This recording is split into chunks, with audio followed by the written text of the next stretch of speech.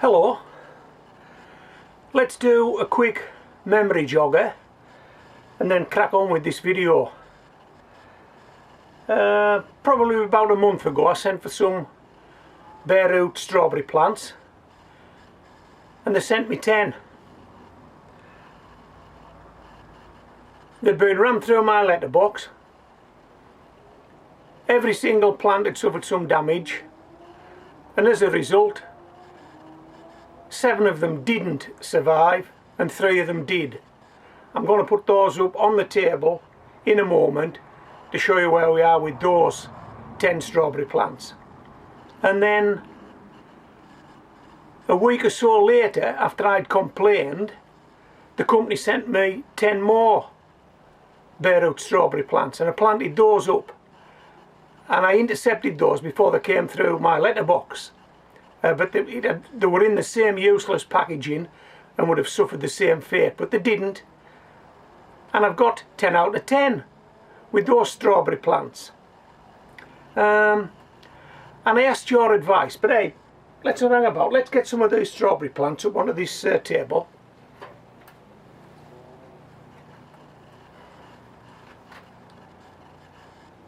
So these are the original strawberry plants, and as you can see, we're not going to get anything here, are we? We're just not. Now I've kept faith with these strawberry plants because they did have a big root system, but they had nothing on top. It had all been snapped off, and I was hoping that they could maybe find a spark of life somewhere and kick on, but they haven't. So we've got 7 plants that didn't grow and 3 that did. Right, let me show you these 3 that did. Just hold on.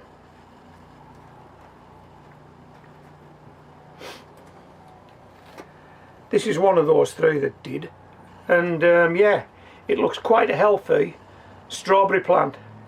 It really does. Now I'm going to take it out of this yogurt pot and check the root system on this plant. So far no flowers, which is fine, but we need a decent root system, don't we? Let's just see if we can turn this guy out and let you have a look at the root system. Hey, we're happy with that. We're happy with that. This is all new root. All new root. And I think I could turn this up, and yeah, the root ball stays intact. So these would be okay to be moved up into the water buckets that I intend planting these in, because that root ball would stay intact and there would be no root disturbance. But I'm not going to do that just yet. I'm not going to do that just yet for 2 reasons. Although that was one of the things you advised me to do, was to pot them up. I'm not going to do it just yet, and I'll show you why I'm not going to do it just yet. Let me get the other strawberries up.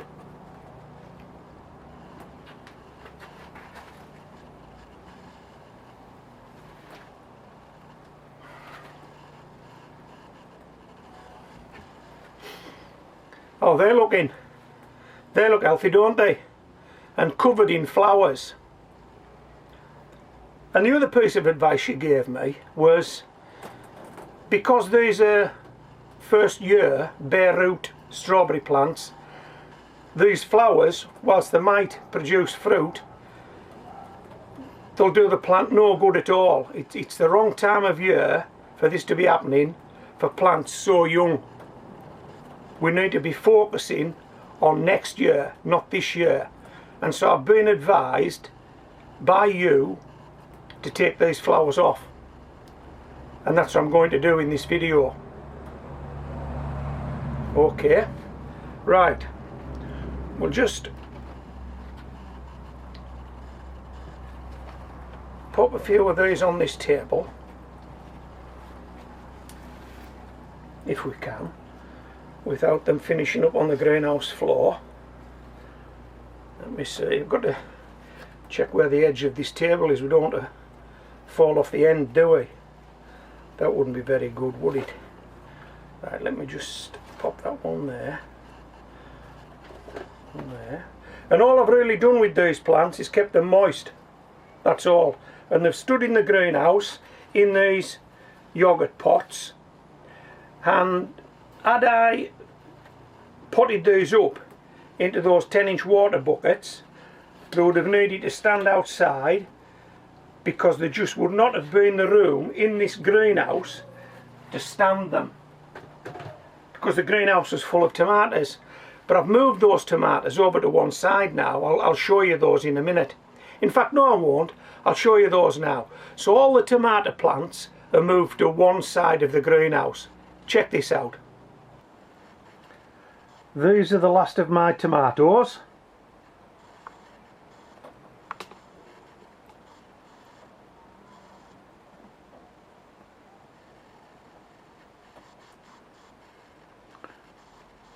We'll just give these tomatoes maybe another week or two just to finish off ripening on the vine, and then we'll have them out of the greenhouse. And this is my cucumber plant, and I think up to press we've had 20 cucumbers off this plant. It's on its last legs. It's really gone colder over the last few days here in the UK, here at Homegrown Veg. It's too cold for the cucumber plant, and it's getting too cold for the tomatoes, so we'll just give them another week or two. Tomatoes on the vine, cucumber on the plant, then we'll take them off. Then we'll create some more space in this greenhouse for the strawberries. But prior to doing that, we'll have a good tidy up, a good clean up, and I'll get round all the nuts and bolts and just make sure that none of those have slackened down before winter actually arrives and we get some big winds and some winter storms. So that's the plan of attack.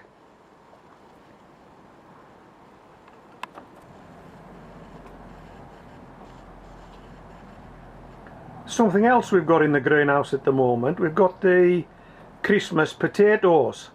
Let me just tilt this camera, get these potatoes in shot. So we have 3 Christmas potatoes growing on in these 10-inch water buckets, and I've got to admit that they don't seem to have grown at all in the last month or so.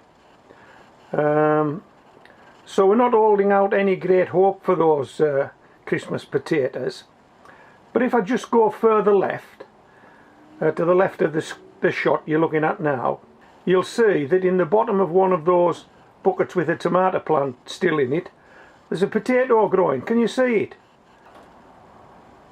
There's a potato plant growing. Can you see it? It's to the left of your shot, possibly near the top of the screen. Yeah, I didn't plant that.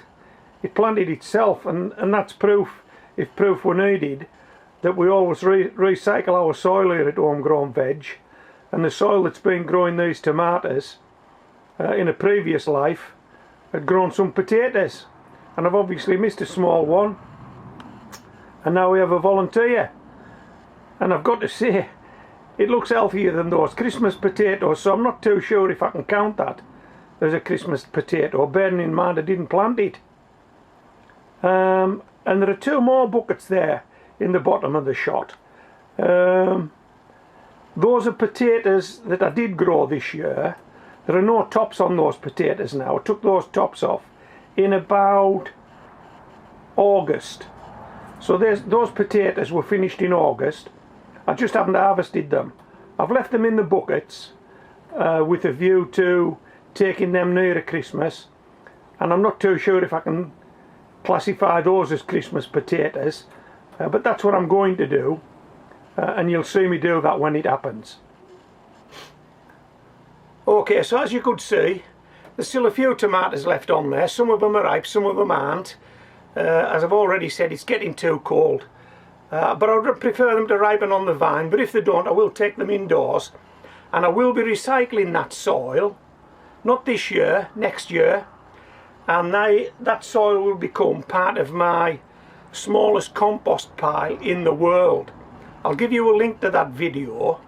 If you're emptying out buckets of soil or compost and you're moving into the colder months, watch that video. Watch that video. And I will say one thing before you do watch the video. If you don't live near the coast, don't worry. If you can't get seaweed for your smallest compost pile in the world, substitute grass. When you cut your lawn, keep the grass, and that's your substitute for seaweed. Okay, we'll take these flowers off first, and then we'll have a look at the root system, shall we? See how these guys are coming on. So, let's see if I can do this.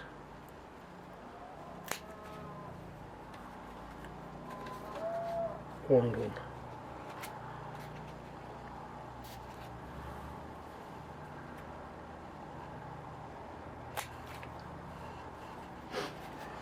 How are you, by the way? I haven't asked. Are you okay? Keeping out of the way of that nasty COVID, I expect. Good, good. I've said this once before, but I'm going to repeat myself. There's no COVID in your garden. Stay in your garden. Stay safe. Keep coming back to homegrown veg, checking that we're safe. And yeah, we'll get into next year and we'll get growing again.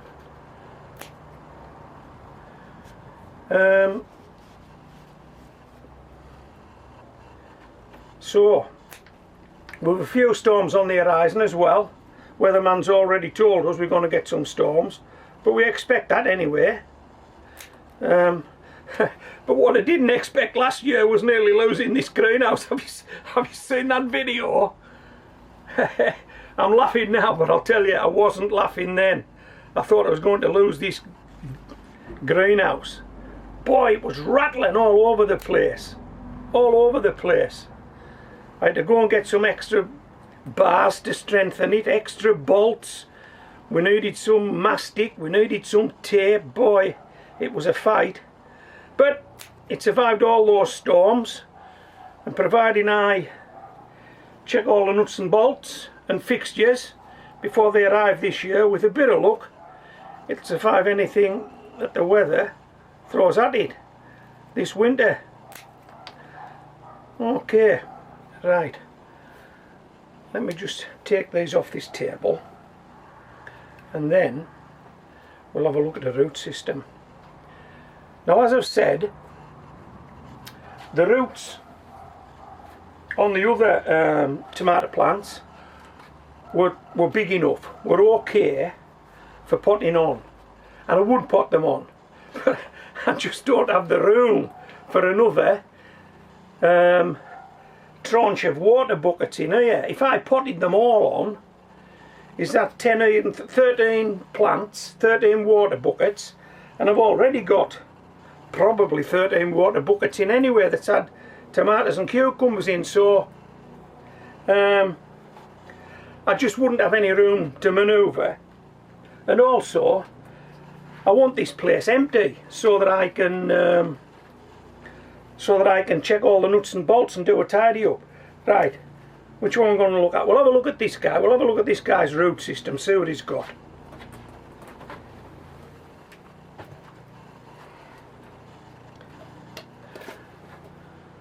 Okay, let's do this. Thought these flowers would look nice on this dark towel, do they? Well, like a bit of artistic license here. How's that looking? Does it look nice? Right, let's have a look at the roots on the newer ones.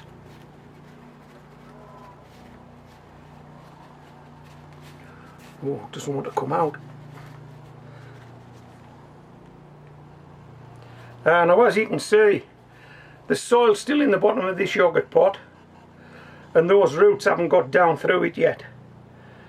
So if I was to turn this the other way, if I was to turn this up, that soil would be all over this table. I'd never get this planted without a lot of root disturbance, and I don't want that. So we'll leave that where it is. We'll leave that where it is.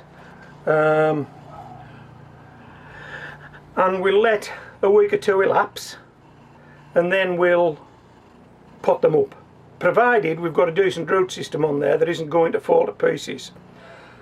So just to recap, we've taken the flowers off so that all the energy in the plant goes to the root system. Hopefully that'll be a bigger root system in a couple of weeks' time.